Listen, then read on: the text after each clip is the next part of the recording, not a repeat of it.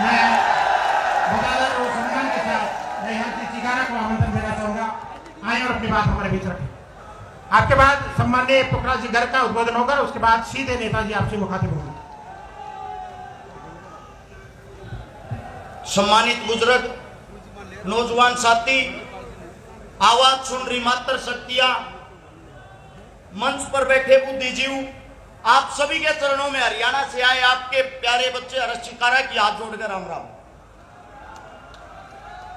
आप सभी साथियों को राजनीति की आज वो कड़वी सच्चाई बताना चाहता हूं जो शायद ही कोई बता पाएगा। एक बात नोट कर लेना, ये जो अब चुनाव है राजस्थान का, अगर इस चुनाव में आप लोगों ने अपनी एकता नहीं दिखाई, जिंदगी में कभी दोबारा से हिंदुस्तान के अंदर चुनाव नहीं होगा। जो बीजेपी सरकार, भाजपा सरकार, जिसको आप लोग ये सोचते हो कि अगर यहां भाजपा आएगी आपका विकास करेगी, वो एक चक्कर जाके हरियाणा लगाया आना। हमारा सीएम है खट्टर साहब, जो रैलियों में कहता है नाम है मेरा खट्टर, सरकार मेरी खटारा, ईवीएम का और बना जो ढूंढ बेकवा दूंगा थारा। और इनकी पार्टी का सबसे बड़ा जुमलेबाज,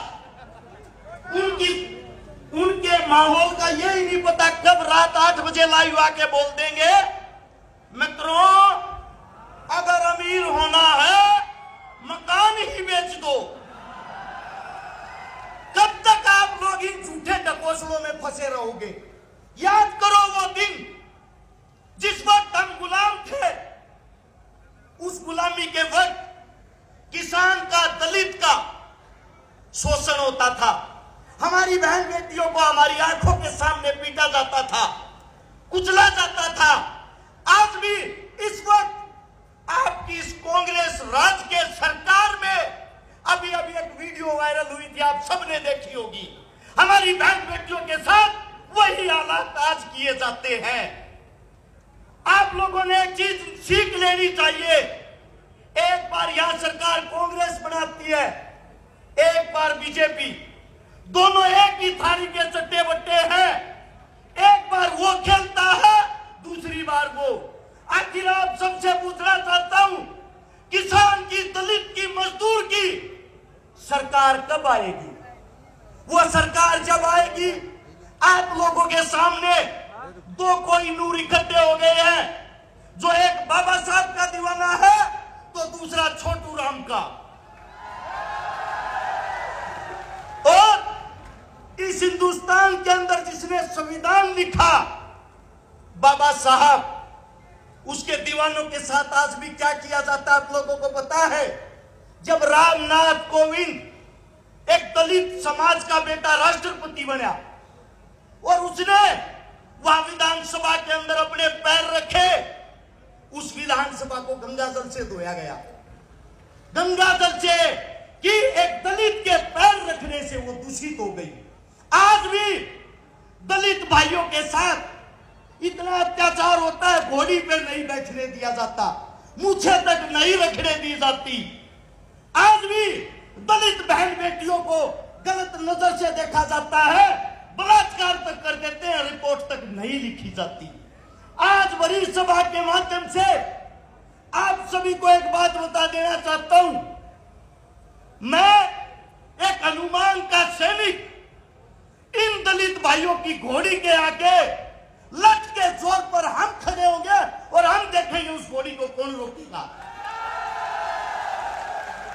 अब लड़ाई है किसान की, मजदूर की, दलित की, शोषित की, आदिवासी की, मूल निवासी की। इस देश के असली राजे तुम हो। तुम अपनी ताकत को पहचानो और इन हाथों को मजबूत करो। एक किसान जब खेत में जाता है, अपने साथ दो ही चीजों का इंतजाम करता है, चाय का और पानी का। केतली में चाय डालो और बोतल में पानी रखो। अब आप सभी को बता देता हूं, भाजपा टिकट बांट रही थी, आपस में कानाफूसी चल रही थी, साहब, हम तो चाय वाले के नाम से आपका प्रचार कर रहे थे, चाय को तो कैटली में चंद्रशेखर डाल ले गया। आप सभी को बता देता हूं, ये अंतिम लड़ाई, अगर इस लड़ाई के अंदर आप लोगों ने अपनी ताकत नहीं दिखाई, इस लड़ाई के अंदर आप लोगों ने अपना जोर नहीं दिखाया, जीवन में आप लोगों के लिए आगे कोई योद्धा और कोई लड़ने वाला नहीं रहेगा। हनुमान जी, चंद्रशेखर जी दोनों एक गरीब परिवार से, मजदूर परिवार से, किसान परिवार से संघर्ष करके आप लोगों के लिए वो लड़ाई लड़ रहे हैं। आप लोगों के लिए वो एकता लड़ाई है। आप लोगों के लिए इस परिवार को एक किया है। अब आप लोगों ने अपनी ताकत दिखानी है और मैं ये चाहता हूं राजस्थान के अंदर से 200 सीटों पर 200 हनुमान और 200 चंद्रशेखर निकल के आए और भाई साहब के हाथ मजबूत करें। आप सभी साथियों ने इतना प्यार, इतना मान सम्मान दिया, आप सभी साथियों का धन्यवाद। राम राम, जय हिंद, जय भीम, जय छोटू राम। बहुत बहुत शुक्रिया हर्ष।